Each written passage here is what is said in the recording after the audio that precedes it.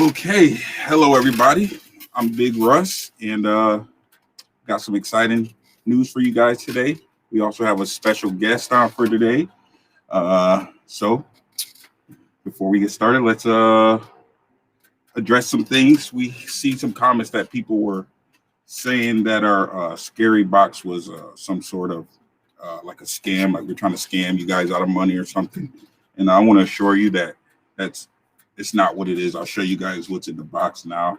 You also got to realize you don't have to buy these. You have an opportunity of winning a DJI Osmos that's worth over $300. And so we're not scamming everybody. Each box has at least the cost of the items in there, and we even took $1.50 off of shipping. So I'll show you guys a couple of things that's in the box that some of you guys will receive. So each box will come with, of course, one of the coffins. Have stickers in there. You also get a mask. This is not just any mask. This is a KN95 mask. So those of you who know, you know. Also some snacks. And that's one of the boxes that you'll get. And then some boxes will come with a mask. Every box has a mask that's worth I don't know how much they cost, but it's all going to add up to $4 of the box cost. And some 15 people will get this mug. You see the mug? Yep, we have 15 of those that you'll be able to win. Some candies and our stickers. And if you guys stick around, we will be doing a small giveaway at the end of this. And yeah, stick around. We'll see who's gonna win this little package of goodies I got for you. So for our guests, we have somebody. He's a racing pilot, one of the best pilots that I know. He's beat me a bunch of times in races. He's also on DCL. He also does Velocidrone. He pretty much does it all when it comes to FPV in the community. Not only is he a pilot, but he's a great guy. So without further ado, I have Alex Chief Campbell. What's up, dudes? Good to be here. Brother? Thanks for having me. Yeah. Looking forward to enjoying it, man. It's been too long. How you doing? Again, I said this when we tested everything the other day, but it's been way too long. Yeah, man. It's been way too long. So how you doing, man? Same old stuff, different day. You know, we had a big DCL season, big sim season that went through the whole COVID-19 stuff. So now we're just kind of transitioning, couple weeks out from champs now. So trying to make that gap, get all our quads ready, do the thing now, and just make sure we're ready for the next big race. Yep. So before we get started, we'll get into all that. So before we get started, can you introduce yourself and let us know how you started in the FPV? You've been in for a while, so just give us a little background. So I probably started when I was 9 years ago, maybe 10 years ago-ish, flying fixed wing airplanes. My dad was into it a long time ago when I was real little and got out of it. But then one day he was just, kicking around in the garage and said, I'm going to get one of those planes back down and fly one. So I saw that, and, we went through that, and it was awesome to see. Of course, we passed the transmitter back and forth a couple times. I tried it and ended up getting my own plane at some point, going through years of that from, going out to the local field on a Saturday all the way up to the competitive freestyle side of the fixed wing hobby, I think the biggest one I went to was the Clover Creek. I got invited to an invitational freestyle event. So I went pretty far in planes, but actually my dad out of nowhere was like, these quads that people are messing with are pretty cool. And I saw, I wasn't into it at first. Of course, I love the airplanes. I spent so much time on it. I'm one of the guys that, like, once I'm good at something, I enjoy it. and the learning curve isn't something I enjoy that much, so I kind of stick with it for a long time. But once I tried it a couple times, man, I was hooked, and I realized that we didn't have to go out and carry a covered trailer to haul these airplanes to the field and drive an hour and a half to fly. You know, we were doing all of it from the front porch, and it was something that was a lot more easily accessible. It was a lot cheaper too than the airplanes were, and you know, you could crash them at the end of the day. Where the airplanes, if you crashed, it was a big mistake, and you know, it was a bad day for everybody at that point. But the quads was something that I just took a liking to. And Evan Turner, I'm sure a lot of people know him, heads up FPV a little early, so dabbling our toes into it, and then we did it together. Like, this is absolutely crazy. We can compete against each other every weekend if we want to. We don't have to wait for, you know, the one or two airplane events you get a year. You didn't have to worry about that. You could go out and get that same competitive side of racing, you know, whenever you wanted to. As long as you have two quads, it's a race to me, you know. So it's just one of those things where the accessibility and stuff really turned me on. And then we started going to some races, and the competitive side of it was something that I've never experienced before. You know, I've always watched racing and this and that and loved it. But as soon as I experienced it, man, I was hooked. And so that was probably 4 years ago now, 4.5. It's been a while. I've seen a lot of progression through it. So what was your first drone? I'd like to know that. What's the first drone you had? Oh, man. So the first like pilot that I started watching was actually Code Red. Okay. But this was like pre-Lumineer Code Red. This was, I think it was a Voodoo Quads is what it was. The Voodoo Quads, but I didn't have the carbon fiber when I had the G10 bottom plate. That was like the first quad, like some 2204s on 5-inch bi blades, you know, 3-cell. I remember the jump to 4-cell was like magical for everybody, you know. Yep. So I've seen a lot of it. All right. So, all right, I got a question that I'm sure a lot of guys want to know. A lot of guys are, you know, we want to get more guys into racing and, you know, make it more competitive and get it out there for everybody. So what's your practice regimen like? What do you do to prepare yourself for an event? And this is a two-part question, not only as far as, you know, physically getting out there flying on a sim, etc. How do you prepare mentally? Because you and I know that we go to these races and it's a head game. It seems like always the worst of the worst things happen on race day. So how do you prepare with your regimen, and how also do you prepare mentally? Yeah, you know, one thing that I've really noticed in the last probably 3 big events that I've been a part of is like, if you want to be at the top and you want to be competitive for, you know, a top 10, top 15, top 16 spot, like, it takes a lot of effort, and a lot of the effort comes when times that you don't want to do it. So like, just believing in the process that you want to do your best is something that it's not just a mind game. It's not something that you do for a day or two in a row. You know, it's something that you basically have to live it to be even remotely competitive on DCL. You know, we're talking about hundreds of hours going into this. So I think the first thing right off the bat is, do you want to be competitive for those top spots? Or do you want to race with people closer to your class where you can enjoy your racing and enjoy the time doing it, and it doesn't feel like you're doing it when you don't want to? That's like the first thing that I think you have to figure out what you want to do. But once you figure that out, man, if you want to go for the top, it's an absolute grind. You're flying basically as much as you can, whether you're limited to, you know, the weather outside, daylight's a lot of limits a lot of people, you know. If you're coming home from work, you don't have a lot of time, you know, you have a family to take care of. There's a lot of limits and restrictions that go into it. But I mean, if you're going for it and you don't have anything, you're basically spending every spare minute that you can doing it. If you're not running out of parts or the sun's going down, you should be flying, you know, or charging batteries or fixing your quads for the next day. That's honestly the hardest parts to get in rotation, because it's not just when you think, oh, well, you got to go out and practice today. It's not just going out there and flying your batteries. You know, you got to spend an hour and a half charging everything. You go out there, you break a bunch of stuff, the sun goes down. Then you spend your nighttime fixing all your quads up to do it the next day. So it's it's something that you definitely need to balance. And, you know, for me, I come from the sim season. Obviously, there are no limits to that. It's basically as long as you can stay up and how much free time you have in the day, because you don't have the weather and stuff to stop you. As long as you can sit down at your computer, you can sim. So that got really crazy, you know, 8-10 hour days going into that. Yeah. But as So, far as quads, man, go ahead. so do Sorry. you do you think a person could fly on the sim and like fly minimally in real life and be competitive as far as trying to get to the goal of being champion? Or do you think it's a collaborative effort as far as you being on the sim and going outside practicing the 50 or so packs a day that you have to practice?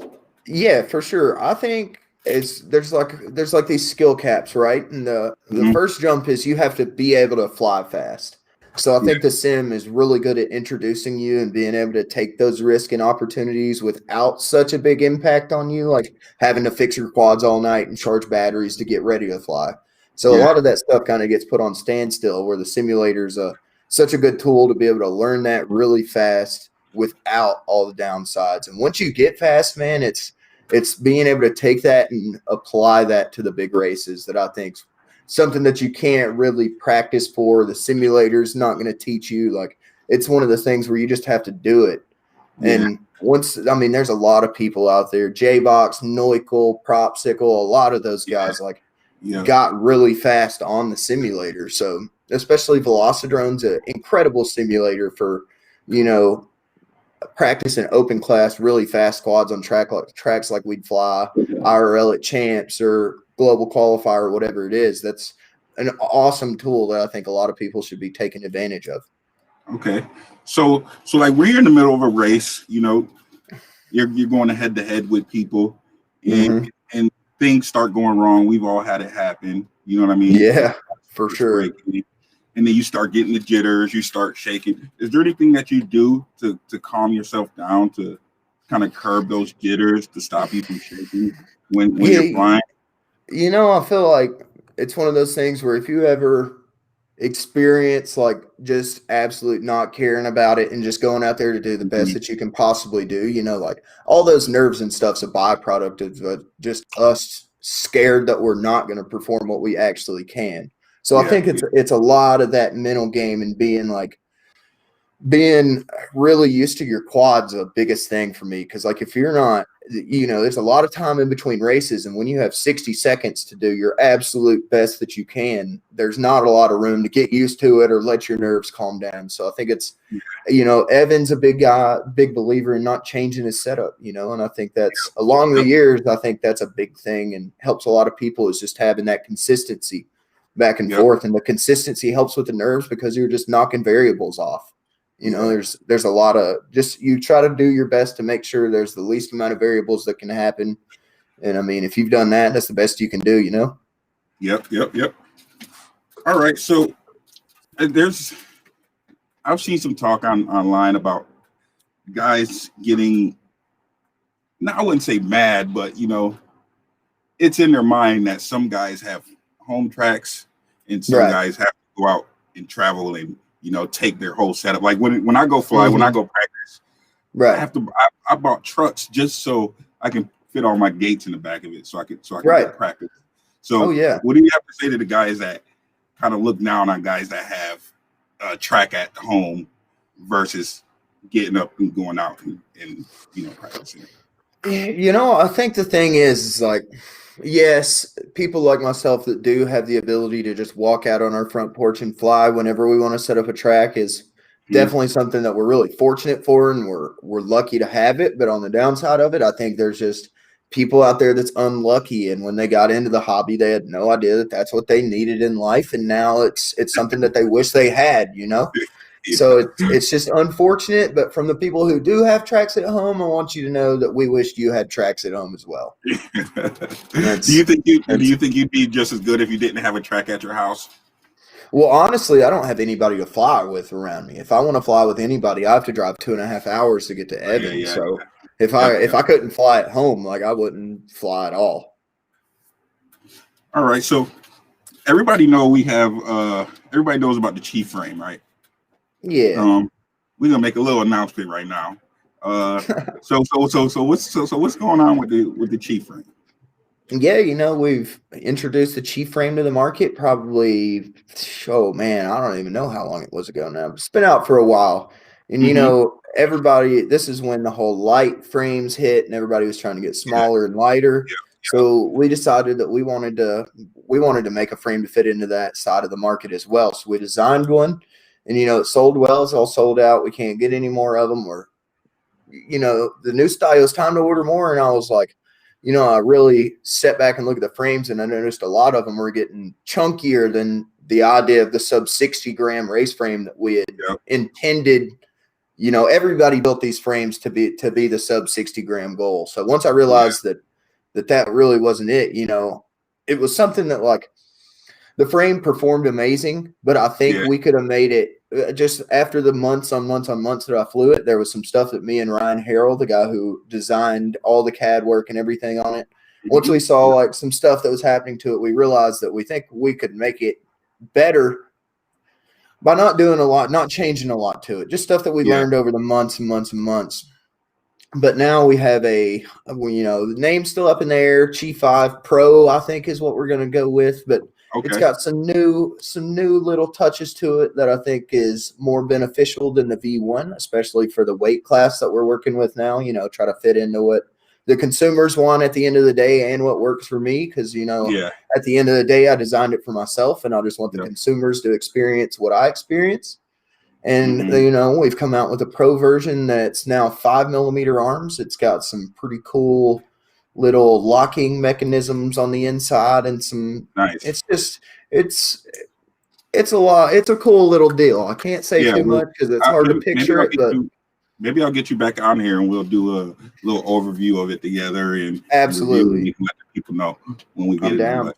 But that is definitely in the works. You heard it here. Chief Pro Frame. So what's up with Quad Force One? How's that going? Whew, that can be a bumpy subject to talk about, but after this season, when somebody says Quad Force One, I don't think, oh gosh, I got to talk about this again. So 2018, it was a phenomenal year for us. So we've been a competitive team in the Drone Champions League. This is our third season that we just completed. Yeah. So after 2018, we came out with a banger. Nobody had ever heard of us. There wasn't any U.S. teams in the league. We came out with, the Serge Marashilian, Andy, Corey, Evan, and myself. And that was like, man, back then it was so fun to race with those guys. And it was such an honor that they picked me to be a part of it. That whole year was like, 2018 was like the pinnacle of my drone racing so far. Like, every race I go to, I hope I have as much fun and feel the same way as I did in 2018. But then 2019 came around. We ended up second overall in the season that year. 2019 came around. Management changed hands. The pilots were the same, but management changed hands, and some of the back end stuff that goes behind a professional team that a lot of people don't think about. It takes a lot of funding to do this stuff. We're sending 5 people to a different country, basically once a month. There's a lot of quad R&D behind it. I mean, it gets expensive quick. Yeah. And then you're trying to juggle like people like Evan who have to go to school and, Serge who had a job to take care of. It's something that was really hard, and the pieces of the puzzle, unfortunately, just didn't fall into line in 2019. Had a pretty rough season, and that kind of put a bad taste in my mouth. So when it was another change of hands in management for 2020, this prior season, and I was doing the DRL simulator tryouts. I went absolutely hard for that. Made it to the finals of that. I think I got 4th or something like that overall, maybe 5th. I'm not sure. Don't quote me on you're that. A beast and all. But it's all I know is I didn't win. Yeah. But all that happened. And then as soon as I didn't win the contract, the new manager hit me up and he's like, hey, they asked me if I wanted to do another Quad Force One team this year. And I, of course, after the 2019 situation, I was a little hesitant, but I decided, if we have a shot of putting together a good team, of course I want to go for another world title, but not another. I want the opportunity to race for another world title. And it ended up he gave me some leeway with, helping him manage the pilot side of it to get a good team together out of the draft, because obviously the community is something I'm really in touch with. And I know a lot of the fast guys and on a personal level with them. So I had quite a bit of pull with the fast guys. We ended up putting together a pretty wild team, with Propsicle, SFPV, Pawelos FPV. He's not really as much known in the U.S., but in all the I know, international I know leagues, him. dude, he is. He's insane. Yeah, dude, he is absolutely insane. He's one of those people that doesn't fly a lot, so it's like scary when you race him and you see how fast he is because he's putting in like 10, 15, 20% of the time you are. He's just so Yeah, talented. So between those three and old Chiefy here, the old guy of the group, putting in an insane amount of hours, we held it yeah, down. We put together a good show. I think we were the only team to beat Next Blades in some individual races this year. yeah. We had some You guys pretty, did a great job, man. yeah, we had some insane moments. We really grew close together as more than just a team throughout that, because we turned it from like a team that was nothing to a team that was, sought after again, and one of the Yeah. few teams that was competitive for the world championship. So that Hmm. felt great, man. We ended it off. We got third. We rolled the dice a little hard in the last race, and it bit us. We had the opportunity to win, and instead of clinching second place, Yeah, we're Americans. We're go or blow. We yeah, went for the big check, and yeah. Of course. just turned out a little unlucky, but don't Yep. regret it. Exactly. It was a Yep. blast, man, and who knows what's going to happen next season. Oh, okay. So, spec racing. So why? So spec racing it hasn't taken off yet, and Mm-hmm. gotten really big as a lot of people thought it would. Right. Why not? Well, why aren't people doing spec racing? What's a good way to do spec racing? Pretty much.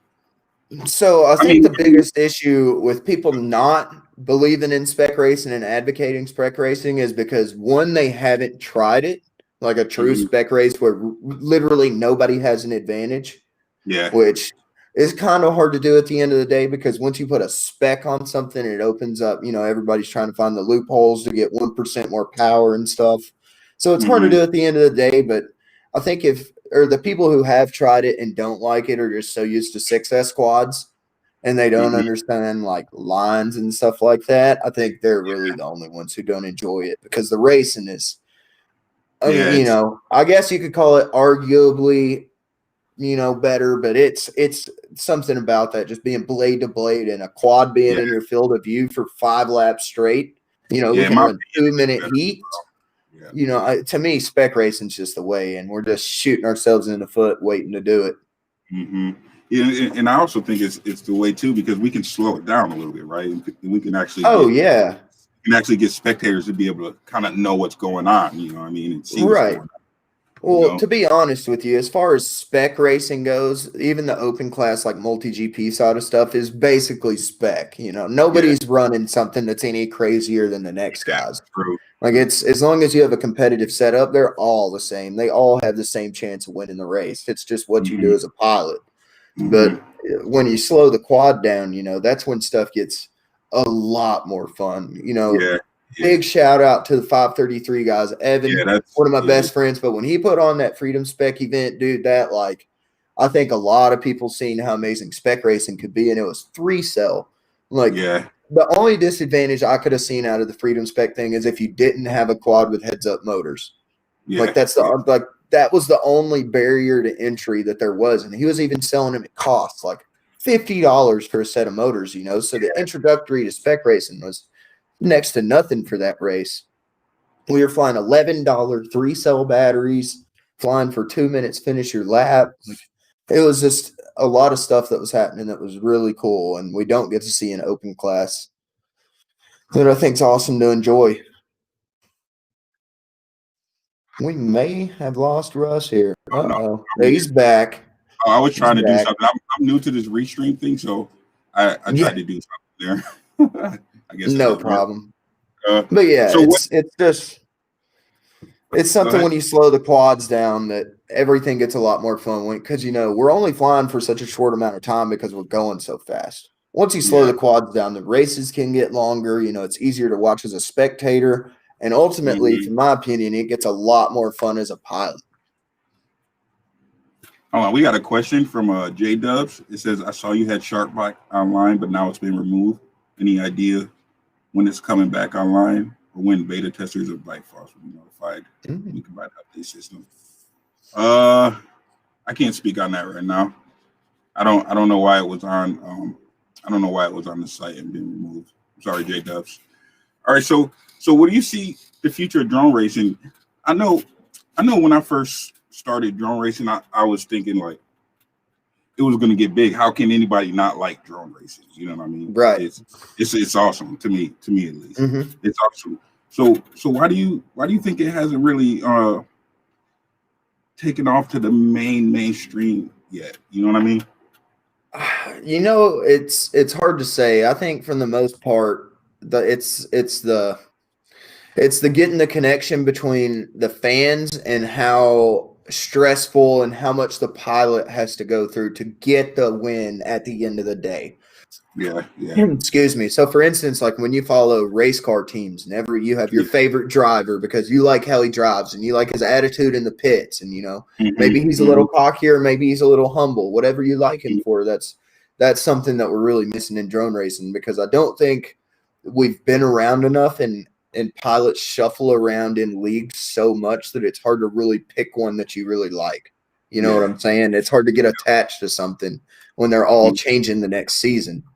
Yeah. So, I mean, I think we've only had maybe 4 or 5 years of professional leagues going on. So it's one of the things where, it can go both ways. I think it could either blow up and be incredible if it gets into the right hands or the right person sees it or the right amount of money gets put into it. I don't know what it takes. Yeah, I don't know what it takes. I hope it does for everything that's in me. I really hope it does blow up, but in reality, like, we just haven't really seen a big step yet, Yep. So I heard multi GPs changing venues for champs. Ooh, we may light this stream on fire if we start talking about that, brother. Yeah, I see a couple people. I seen a couple people posting that they already had spots and stuff. So yeah, that's kind of crazy. Was us. What have you been doing to prepare? What have you been doing to prepare for multi GP? You've been flying every single day. Oh yeah. The last 9 days I've been at Lucas Dearborn's house. Droner is his call sign, and he has a permanent track there, a pool house that he's basically converted to like the drone room. Wall of chargers, AC, benches everywhere, tools everywhere, anything you could need to just continuously practice all day. So I'll probably put in close to 300 batteries over there in 8 or 9 days. Broke an insane amount of stuff. I don't even feel comfortable talking about it, but that's what it takes, I'm ready to. That's basically been my main goal now. It's just kind of chill out for a week or so, build my quads up, make sure I have nice fresh quads, they all fly good, and hit one more good practice session with Evan before champs comes, and hopefully get out there and do the thing. Yeah, ever since this COVID thing started, man, I've had like a lack of desire to fly. It's been no races or nothing.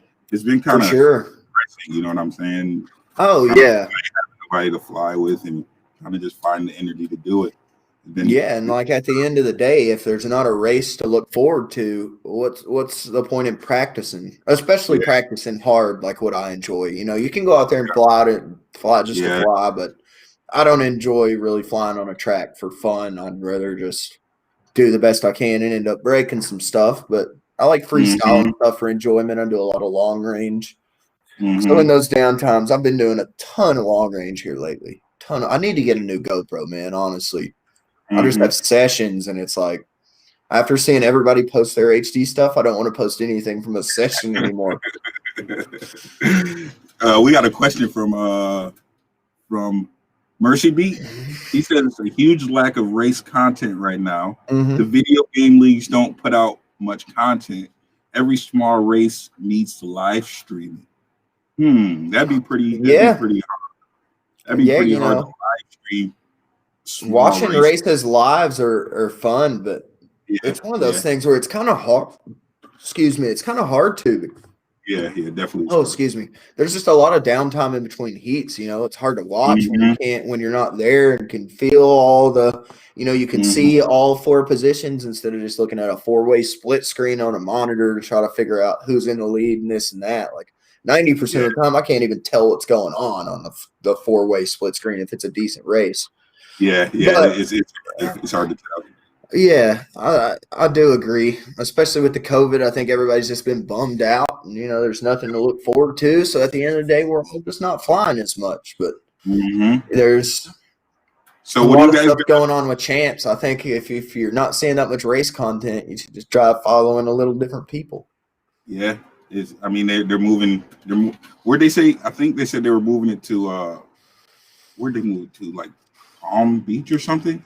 At Valkyrie or something? I'm not even sure, honestly. Yeah. I haven't even, and it's like they announced it, the whole Facebook caught on fire, and I'm just kind of sitting back, waiting for all Yeah. that to die down and everybody to get over their Yeah.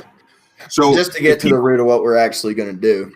So I know you're very somebody can come to you without having to worry about what you're going to think about them or anything. How can people find you if they got any questions or something for you or Yeah, any honestly, yeah, I have a couple different platforms, the Instagram, Facebook, and YouTube's the biggest three. So I'm all the time on those three. If you want to get like personal private messages from me, Facebook's probably the best way. I'm always have my phone on me.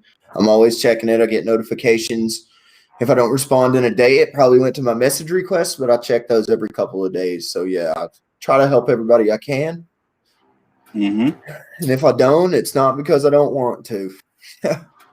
All right, so we got something we're gonna do here. We're gonna do a giveaway. You want to give something away? Yeah, I love getting free stuff. So let's give away some free stuff. Yeah, we'll let you choose how you want to give it away. I don't know. Give me some options here. I'm a first timer at this as well. We can have somebody pick a. We can have somebody. Should pick a number, I just close my eyes, scroll on my phone on the chat, and just see who my finger lands on? Yeah, you can do that if you want. I'm letting you choose. Here we go, boys. Brett, stop. We got Gary Lawrence. The message is pressure separates the men from the boys. Oh, that's a good comment. Wow. That's also my home. What power behind that? Is it? Yeah, that's my boy. Dude, so here's what Gary won. He's got a little tiny whoop frame with the motor. Mm-hmm. He's got some props. He's got some battery straps, and he's also got a T-shirt. So, hey, Gary, Gary, get me on Facebook, and I'll go ahead and send that out to you. Nice. Yeah, so, Fitty Cal joining in on YouTube. What's up, Cal? Cal, I wonder why I can't. That's one of my boys from Florida, man. Do you have a bunch of comments on yours? I don't have a bunch of comments on yours. No, I have 3 on there, but I'm watching the Facebook Live on my phone with the volume down, and that's how I'm keeping up with those. I think these up here are just YouTube comments. No, the Facebook comments are on the Facebook stream. But I don't know. Yeah. That's just an assumption. I still haven't figured out how to get to the Facebook comments on the Facebook stream either. I mean, it is what it is. We'll figure it out. We'll figure it out. I ain't worried about it. We're pilots, you know what I'm saying? We're just trying to create the best content we got here. Yeah, man, we're working with what we got. So, man, I can't wait to see you, man. I'm definitely gonna come see you in Daytona. I'm gonna be rooting you on, man, for sure. I haven't seen you in a while. Definitely gonna kick it. We definitely gonna kick it. So, do you have anything besides champs? You got anything new going on in your life? Anything else you want to say before we go ahead and call it? Oh, I'll see everybody at Champs. It's going to be a blast. Don't hesitate to come up and talk if you're there.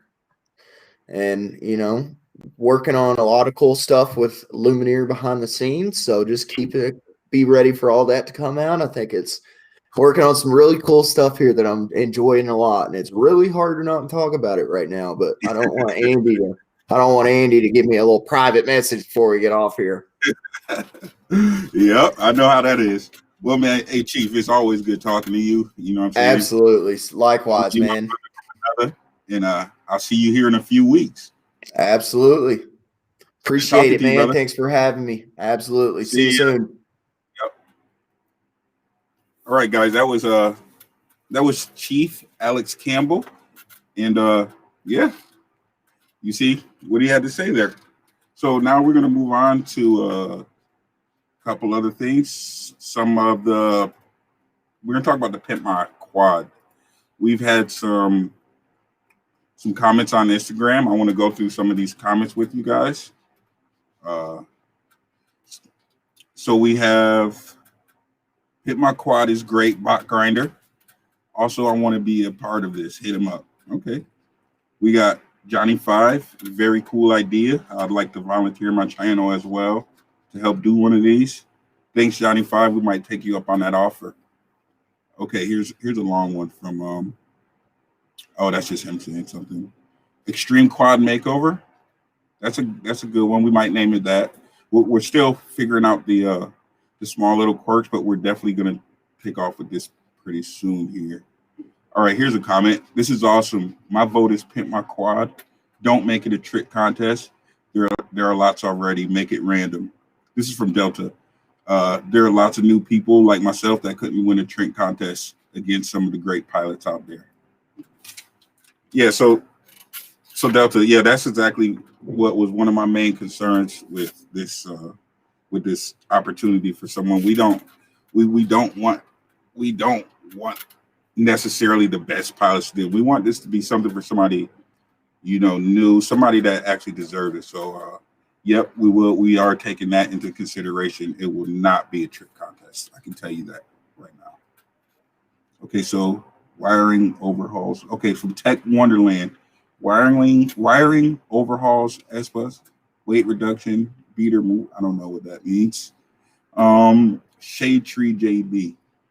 I've got one that had a hard impact, blew out the flight controller VTX FPV cam, and took a battery with it. Been trying to get it back up as my beater, but running out of spare parts that barely work. Yep, you're just the guy we're looking for. Corbin Lynch. This would be awesome. I love building, but it doesn't always love me. A professional looking over my quad might help me keep it in the air for longer than a few weeks. Quads are meant to be broken, brother. They're meant to be broken. Another one here from Ajmaz Pest FPV. Quadders, as in hoarders. True, you guys should see my office. Story of what they were doing, trying where they were when they broke their quad with video. Okay, so he's basically giving us a way we can do this. Let's see what he has to say.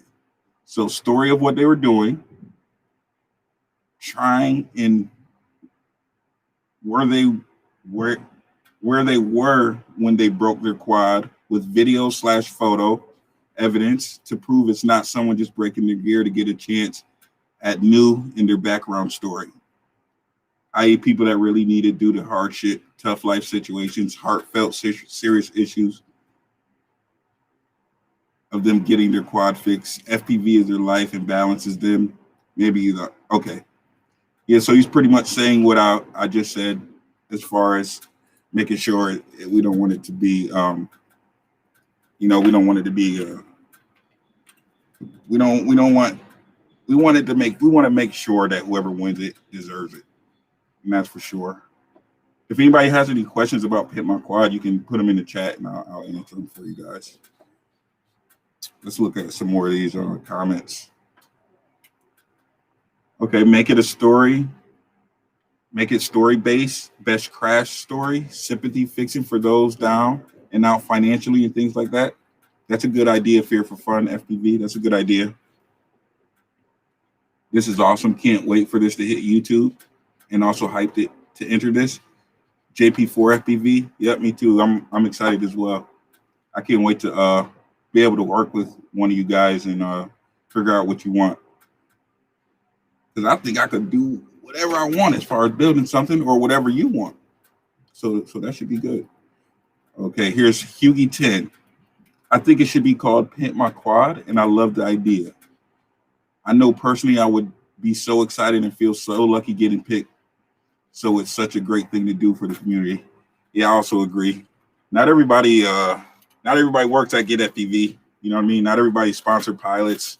And I realize it's some people go through unfortunate situations. So yeah, I agree with that, Huey. All right. Sagashi, this is a awesome idea. Thanks, Sagashi. Thank you. I don't know if I can say this name. Giragato. It's supposed to help people to get through better, to get better stuff. Competition won't help beginners, so it should be a picture or an accident video to help someone who really needs a pimp. And I'm your pimp. Got it. Also, here's one from 41.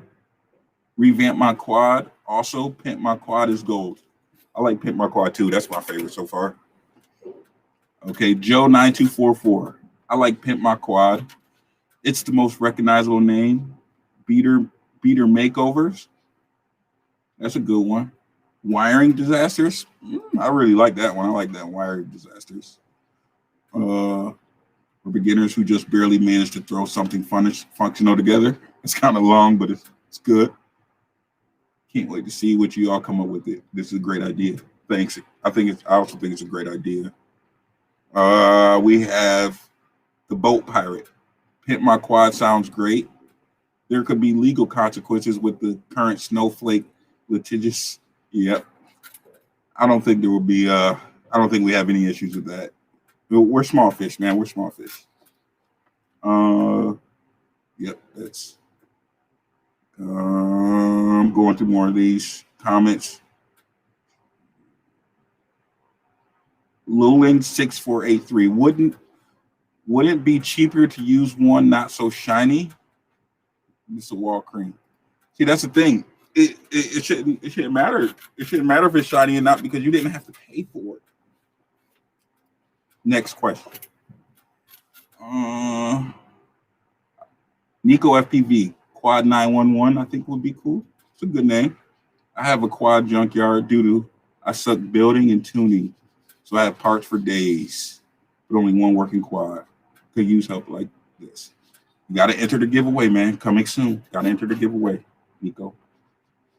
Next question. Caleb Pex Wrestling. Oh, that's not a question. Rotor Remix. That's a good one. Please pick my quad. We saw that you like donuts. I like donuts.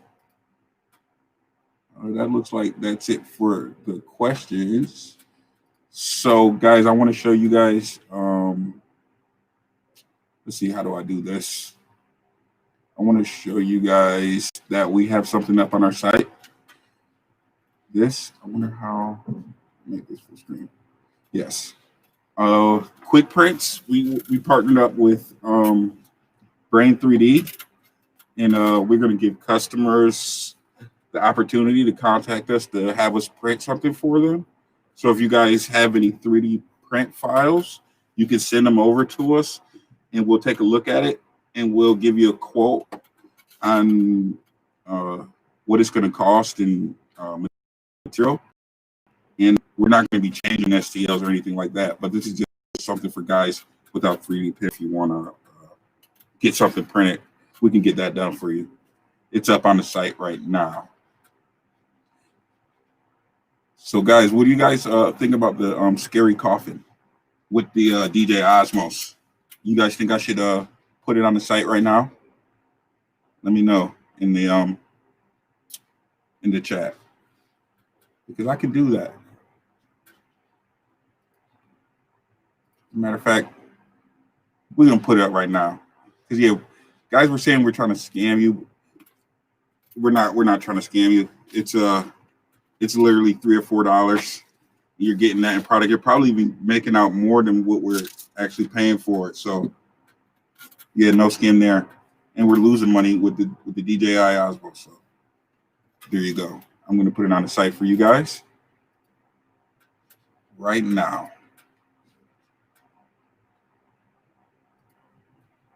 So if you guys go on the site and put in scary coffin or just put in the word scary and it should come up. Let me check it real quick.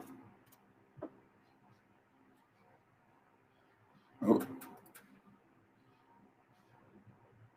Well, it'll be up here soon. Let me see if I'm gonna go through here before I get off here. If anybody got any questions. Single life dad. Hey, I'm a dad too. I have 3 kids. I I sell crop spraying drones and just started getting into FPV. This would be perfect. Yeah, man. That's what I want it for. I want it for new guys, guys that have a story.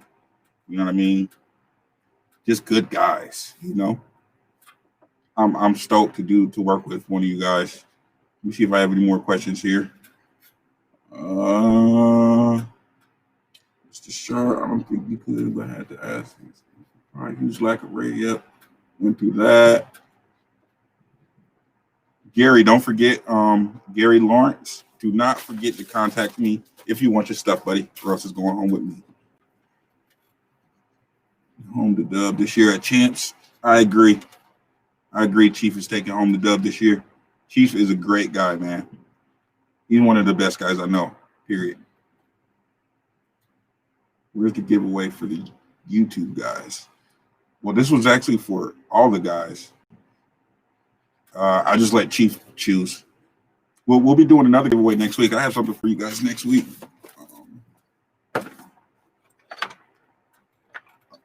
Pretty much a frame and a whole stack. This is a flight controller, VTX ESC, and this is a frame. That'll be next week. If you guys got any ideas for what kind of videos we can do, please leave them in the comments for me because I need help. Lord knows I need help. Just tuning in. Can you say what it's all about again? Well, it was about a lot. Singing like that. I talked to Chief. We talked about our scary box. You could we have a scary box that you can go on GetFPV site, and we have 200 of them. You can either win a mug or you can win the DJI Osmos. That's only going to be, the mug is in 15 boxes. The DJI Osmos is in 1. The price of the box is $4. You get a mask in each box. You get some goodies in each box. So $4 worth of stuff. GetFPV is affiliated with FPV Crate, correct? Yes, that's ours. Let's see. Haven't received the notification that FPV Crate hasn't been shipped. It should be soon. We're pretty quick down in shipping. Let's see what else we have. I am 14. I had a terrible incident. I haven't been able to get up in the air for 2 months. Gene Drugman, you're exactly the kind of person we will be looking for. So please make sure you enter the Pimp My Quad contest. Please enter. Videos of batteries burning. I love those. Me too. Nothing like the smell of some lipo burning. Just caught into this thing. All right, that looks like that's it, man. Thank you guys for watching, and yeah, please leave your comments in the comment section because I will be looking at those. Any ideas, anything you have, please let me know.